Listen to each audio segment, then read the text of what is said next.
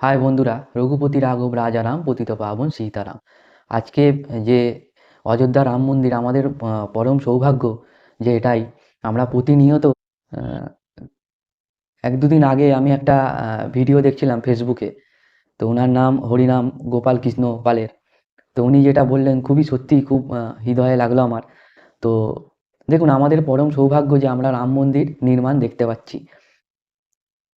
এটা খুবই ভালো, কারণ কোনো একটা ভালো কাজ হয়তো আমরা করেছিলাম, সেই উদ্দেশ্যে অযোধ্যার যে রাম মন্দির নির্মাণ, সেটা আমাদের পরম সৌভাগ্য যে আমরা দেখতে পাচ্ছি। দেখুন, গোটা বিশ্বের কাছে একটা একটা মানুষ সবার বিরুদ্ধে গিয়ে, গোটা বিশ্বের কাছে একটা মানুষ সবার বিরুদ্ধে গিয়ে একটা ঐতিহাসিক স্থাপত্য সৃষ্টি করলো, যে অযোধ্যার রাম মন্দির। সৎ কাজে না শত বাধা আসে, এটা আমরা সকলেই জানি। সৎ কাজে শত বাধা আসে, যে ভালো কাজ করে তার বাধা আসবে অনেক। দেখুন, ভারতবর্ষে স্বাধীনতার আগে যেভাবে ইংরেজ শাসনে যেভাবে আমাদের লুট হয়েছে না, যদি আপনাকে বলি, 800 থেকে 900 মানে জাহাজ ভর্তি করে, 800 থেকে 900 জাহাজ ভর্তি করে, মানে সোনা রূপো চাঁদি হিরে সমস্ত লুট করে নিয়ে যাওয়া হয়েছে ভারত থেকে। তো আমরা খুবই গর্বিত যে আমরা এই ভারতবর্ষে জন্মগ্রহণ করেছি। তো একমাত্র গোটা বিশ্বের কাছে এই ভারতবর্ষই হলো, মানে সত্যি আমরা গর্বিত। তো ইংরেজ শাসনে স্বাধীনতার আগে যেভাবে আমাদের লুট করা হয়েছে, তারপরেও এটা তো একজন করেছিল। ঠিক আছে, তা বিস্তার আমি যাব না। দেখুন, এরকম 70 থেকে 80 জন এসেছিল, 70 থেকে 80 জন এরকমভাবে লুট করে নিয়ে গেছে। ঠিক আছে, তো তারপরেও আমাদের ভারতবর্ষের ইতিহাসে তৃতীয় বৃহত্তম মন্দির যেভাবে বর্তমান পরিস্থিতিতে আমরা দেখতে পাচ্ছি, এটা আমাদের পরম সৌভাগ্য। তো শুধুমাত্র যে মানুষের মধ্যে যেভাবে একটা অযোধ্যা রাম মন্দির তৈরি নির্মাণ, গোটা বিশ্বের ভারতবর্ষের যে তৃতীয় বৃহত্তম মন্দির, সত্যি এত কিছু হওয়ার পরেও আজকে আমরা গর্বিত খুবই। দেখুন, একটা কথায় বলে ভগবান শ্রীরাম সবার মনের মধ্যে আছে, কিন্তু সবার মন ভগবান শ্রীরামের মধ্যে নেই। কলিযুগে শেখার জন্য অনেক কিছু আছে, কিন্তু কেউ শিখতে চায় না। ঠিক আছে, চলুন বেশি কথা বলবো না, আজকে ভিডিওটি শুরু করবো আমরা। বলছে ভগবান কৃষ্ণ আর ভগবান রাম, ভগবান কৃষ্ণ ভগবান রাম। আদতে অনেকেই বলে যে ভগবান কৃষ্ণ হচ্ছে স্বয়ং বিষ্ণুই স্বয়ং এসেছে ভগবান, কিন্তু রাম হচ্ছে বিষ্ণুর সপ্তম অবতার। তো ভগবান কৃষ্ণ ভগবান রাম। তো দেখুন কি শেখায়। ভগবান কৃষ্ণ আপনাকে জীবনে ভালো করে বাঁচতে শেখায়, জীবনে ভালো করে বাঁচতে শেখায়। সব সমস্যায় সব সমস্যা থেকে মুক্তির রাস্তা দেখায় ভগবান কৃষ্ণ। ভালো মানুষ কিভাবে হবেন এটা শেখায় ভগবান কৃষ্ণ, ভালো মানুষ কিভাবে হবেন এটা শেখায় ভগবান কৃষ্ণ। ঠিক, দেখুন কি শেখায় ভগবান কৃষ্ণ। আপনাকে জীবনে ভালো করে বাঁচতে শেখায়। ঠিক আছে, সব সমস্যা থেকে মুক্তি পাওয়ার পথ দেখায় দেখায় ভালো মানুষ কিভাবে হবেন এটা ভগবান শ্রীকৃষ্ণ শেখায় গীতার মাধ্যম দিয়ে। কিন্তু ভগবান রাম শেখায় এই সমাজে থেকে ভগবান কিভাবে হবেন, বা মানুষের হৃদয়ে কিভাবে থাকবেন, এটা ভগবান রাম শেখায় রামায়ণের মাধ্যম দিয়ে। তাই তো আজকে রামায়ণের প্রতিটা অযোধ্যা রাম মন্দির প্রাণ প্রতিষ্ঠা উপলক্ষে আমরা যে প্রতিনিয়ত 10 তারিখ থেকে শুরু করেছিলাম, প্রতিনিয়ত যেভাবে আপনাদের কাছে ভিডিও তুলে ধরছি চরিত্র, সেই অনুসারে আজকের যে ভিডিওটি আপনাদের কাছে তুলে ধরবো সেটি খুব গুরুত্বপূর্ণ হতে চলেছে।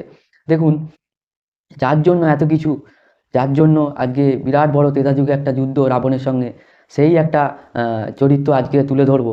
ঠিক আছে, তো রামায়ণের যে ভগবান রাম যে আমাদের শিখিয়ে গেছেন, সেই উদ্দেশ্যে আমাদের আজকে ভিডিওটি হতে চলেছে। আজকের ভিডিওটি হয়তো টাইটেল থাম্বনেল দেখে হয়তো আপনারা বুঝতেই পারছেন ভিডিওটি কি হতে চলেছে।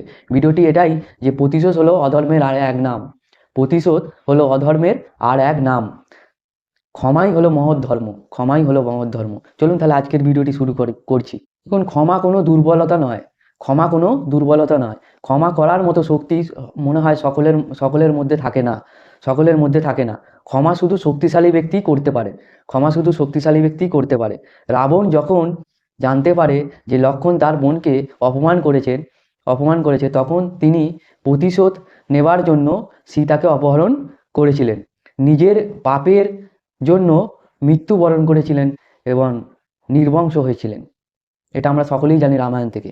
প্রতিশোধ অনুভূতি জীবনকে ধ্বংস করেছিল, অনুভূতি জীবনকে ধ্বংস করেছিল। এটা শিক্ষা, হৃদয় মানে এটা শিক্ষা পাই আমরা, যে হৃদয়ে ক্ষমাশীল হওয়া উচিত, সকলের হৃদয়ে ক্ষমাশীল হওয়া উচিত। ক্ষমাই পরম ধর্ম, শান্তি সম্প্রীতি এনে দেয়।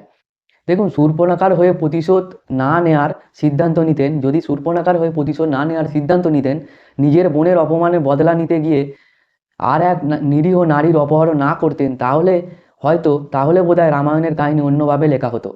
শূর্পণখাই একমাত্র কারণ নয়, সীতার স্বয়ংবর রাবণের সীতাকে নিজের করে নিতে পারেনি, এই যে একটা ক্ষোভ, হরধনুতে গুণ পড়াতে না পারায় এই যে একটা ক্ষোভ ছিল, অনেক পুরাতন ক্ষোভ, তার ক্ষোভ ছিল চোখের সামনে রামচন্দ্র এক সামান্য মানুষ হয়ে সেই ধনুর গুণ পড়িয়ে তিনি সীতাকে বিবাহ করেছিলেন, এটি তিনি সহ্য করতে পারেনি।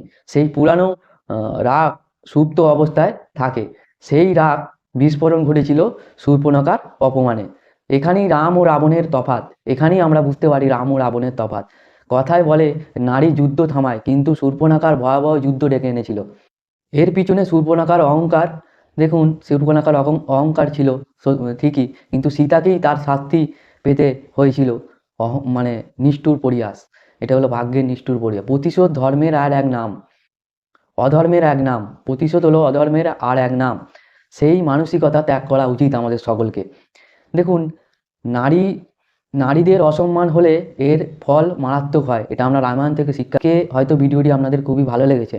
তো এই যে প্রতিনিয়ত আপনাদের কাছে ভিডিও তুলে ধরছি, আপনারা জানতে পারছেন, শিখতে পারছেন। তো তাই আমি আপনাদের বলবো, পরবর্তী ভিডিওগুলো যেসব আসবে সেগুলো বেদের ওপর আমরা ভিডিও নিয়ে আসবো, সেটা আপনাদের জানিয়ে দেবো নেক্সট ভিডিওতে। তো ভিডিওগুলি অবশ্যই ভালো লাগলে আপনার চেনা পরিচিত মানুষদের সঙ্গে শেয়ার করবেন, আর আমার সাথে থাকবেন যাতে পরবর্তী ভিডিওগুলো আপনারা নোটিফিকেশান পাওয়ার জন্য চ্যানেলটি অবশ্যই সাবস্ক্রাইব করুন। দেখা হচ্ছে আবার পরবর্তী ভিডিওতে, ততক্ষণে ভালো থাকবেন, সুস্থ থাকবেন, নিজের খেয়াল রাখবেন। রাম রাম, সত্যমেব জয়তে, সত্যমেব জয়তে, সত্যমেব জয়তে।